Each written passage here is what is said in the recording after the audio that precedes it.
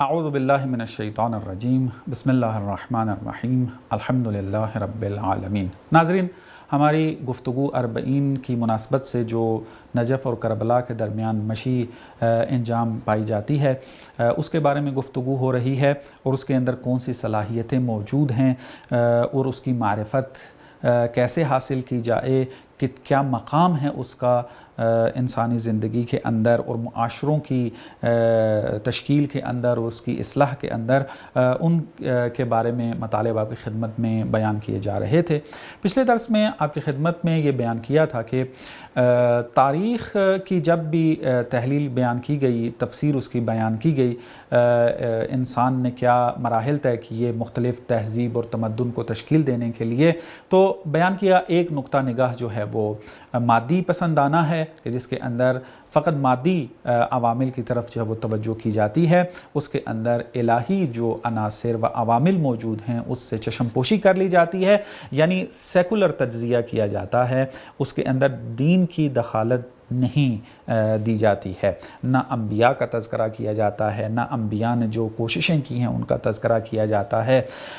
کس طریقے سے بشر اس مقام پر پہنچا ہے اور ان انبیاء نے کس طریقے سے انسانوں کی ہدایت کی کہ انسان اس تہذیب کو تخلیق کرنے میں کامیاب ہوئے، کسی قسم کا کوئی تذکرہ موجود نہیں ہے۔ لیکن اس کے مقابل میں ایک نقطہ نگاہ جو موجود ہے وہ الہی نقطہ نگاہ ہے، اور جب وہ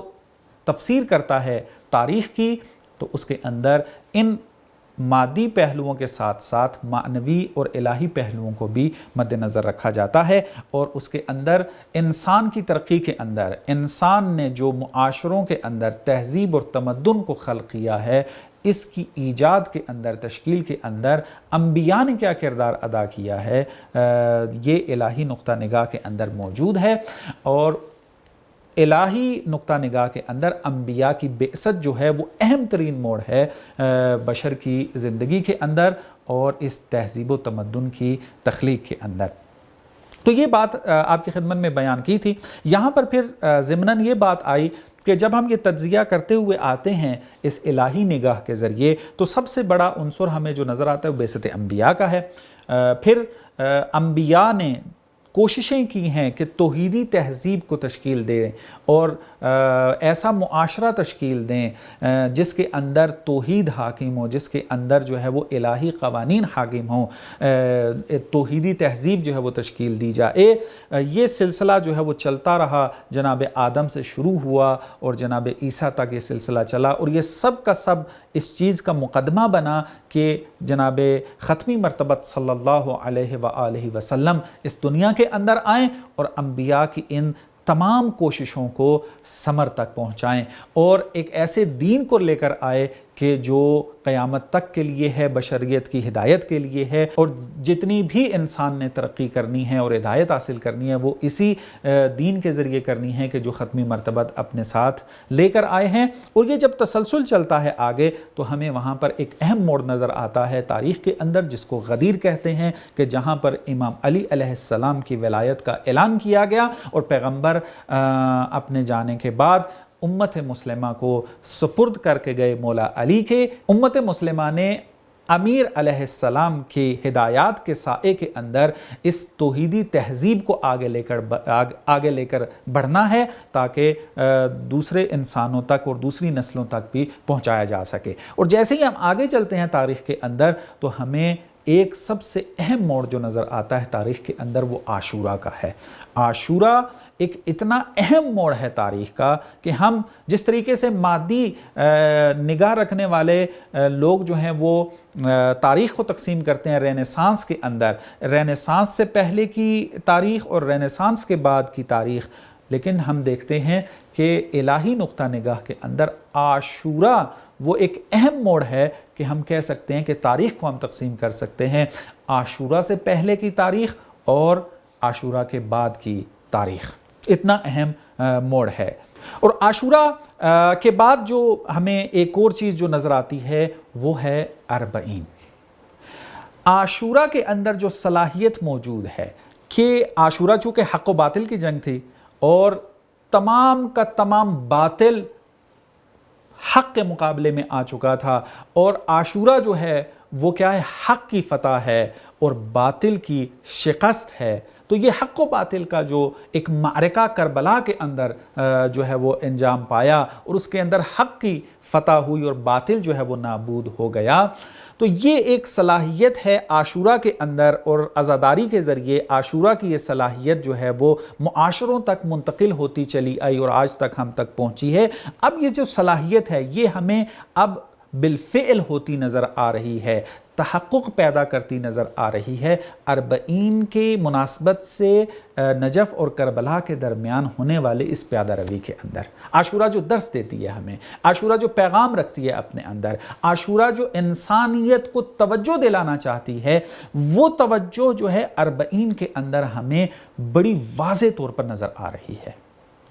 پیغام عاشورہ ابھر کر سامنے آتا ہے اربعین کی اس مشی کے اندر۔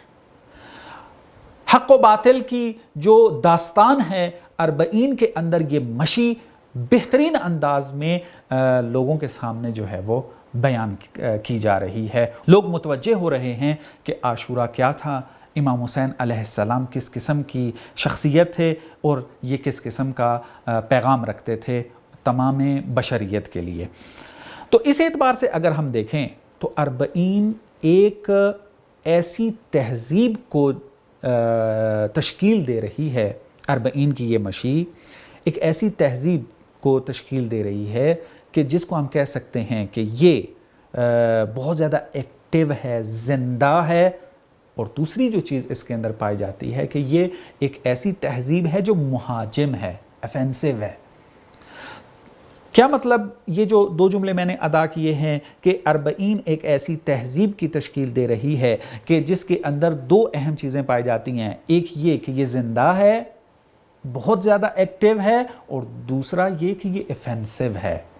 یعنی تہاجمی اپنی روش جو ہے وہ رکھتی ہے۔ اس دور کے اندر ہم دیکھتے ہیں کہ بہت ساری تہذیبیں جو ہیں وہ سامنے آئیں تاریخ کے اندر، اب وہ تہذیبیں جو ہیں وہ ہمیں مردہ نظر آ رہی ہیں، اور بشر جو ہے ان تہذیبوں کے اندر رہ کر زندگی گزار کر اس نتیجے پر پہنچ چکا ہے کہ یہ تہذیبیں جو ہیں اب انسان کی جو ہے مشکلات کو حل نہیں کر پا رہی ہیں، مردہ ہو چکی ہیں۔ تو ہم دیکھتے ہیں کہ یہ اربعین جو ہے، یہ جو تہذیب تشکیل دے رہی ہے، یہ ایسی تہذیب ہے کہ جو باقی جو تہذیبیں ہیں ان کو زندہ کر رہی ہے، ان کو توجہ دلا رہی ہے کہ اس قسم کی چیزیں اگر پائی جائیں تو یہ بشر کے لیے بہت زیادہ فائدہ پہنچا سکتی ہیں۔ اور دوسرا یہ جو بات کی جا رہی ہے کہ یہ ایفینسو ہے، ایک تہاجم کی حیثیت رکھتی ہے، وہ یہ کہ اس کے اندر ایسی صلاحیت موجود ہے اربعین کی تشکیل شدہ اس ثقافت کے اندر، اس تہذیب کے اندر، کہ یہ بڑی تیزی کے ساتھ جو اس کے ارد گرد تہذیبیں اور ثقافتیں موجود ہیں ان کو اپنے اندر جذب کر رہی ہے، یعنی اپنے جیسا بنا سکتی ہے، اس کے اندر یہ صلاحیت موجود ہے۔ یعنی آپ دیکھتے ہیں کہ اس تہذیب کے اندر، اس ثقافت کے اندر کہ جو ہمیں نجف اور کربلا کے درمیان پیادہ روی کے اندر نظر آ رہی ہے، تو جو بھی تہذیب ہو، جو بھی ثقافت ہو، وہ اگر اس کو آ کر دیکھے تو فوراً اپنانے کی کوشش کرے گی، کیونکہ ہر انسانی قانون اور اصول اس ثقافت کے اندر موجود ہے کہ جو نجف اور کربلا کے درمیان مشی کے دوران ہمیں نظر آتا ہے۔ تو اس اعتبار سے یہ ایفینسو ایک سویلائزیشن کہہ لیں، ثقافت کہہ لیں، اس کے اندر یہ جارحانہ اور ایک تہاجمانہ جو ہے وہ ایک انداز پایا جاتا ہے۔ اور یہ ایک تہذیب اور ثقافت جو اربعین کے اندر پائی جاتی ہے، یہ ایک اتنی وسیع ہے، اتنی جو ہے اس کے اندر وسعت پائی جاتی ہے اور اتنی جامع ہے کہ ہمیں نہ صرف یہ کہ تمام مسلمان بلکہ غیر مسلمان بھی ملتے ہیں کہ یہ اربعین ان کو اپنے اندر لیے ہوئے ہے، اور یہ انفرادی اور سماجی زندگی کے لیے ایک نئی قدر اور نیا معنی جو ہے اس کے لیے پیدا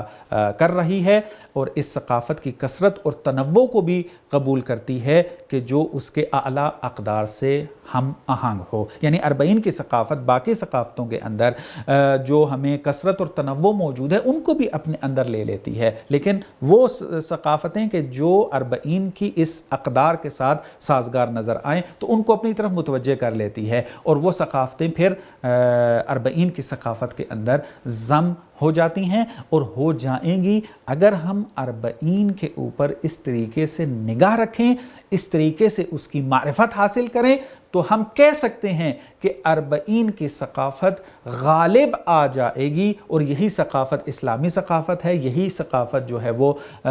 معنوی ثقافت ہے، اور یہ اس کا نتیجہ کیا ہوگا؟ الہی نظام کا قیام ہوگا کہ تمام بشریت اس کے انتظار میں ہے، یعنی ایسے نظام کے انتظار میں ہے کہ جس کے اندر الہی اقداریں سامنے آئیں اور انسانی اصولوں کے اوپر عمل کیا جائے، تمام اخلاقی اصول اس کے اندر پائے جاتے ہوں، تمام بشریت ایسی ثقافت کے انتظار میں ہے۔ تو 40 بہترین پیش خیمہ ہے ایسے نظام کی تشکیل کے لیے۔ تو 40 کے اوپر اگر یوں نگاہ کی جائے تو ہر انسان اپنا کردار ادا کرنے کی طرف توجہ کرے گا اور تیزی کے ساتھ ظہور کی طرف بڑھا جائے گا، اور خداوند متعال جو ہے وہ اس بشر کے حق میں ایک لطف حتماً انشاءاللہ کرے گا کہ امام علیہ السلام کے ظہور کو نزدیک کر دے گا 40 کی اس معرفت کی وجہ سے کہ جو اس 40 کے اندر صلاحیتیں موجود ہیں اس کو پہچان لیا جائے اور پھر اس کے مطابق اپنی زندگی کو چلایا جا سکے اور اپنے اہم کردار کو اس کے اندر انجام دیا جا سکے۔ اور مطالب موجود ہیں انشاءاللہ آپ کی خدمت میں بعد میں بیان کیے جائیں گے۔ والسلام علیکم ورحمۃ اللہ وبرکاتہ۔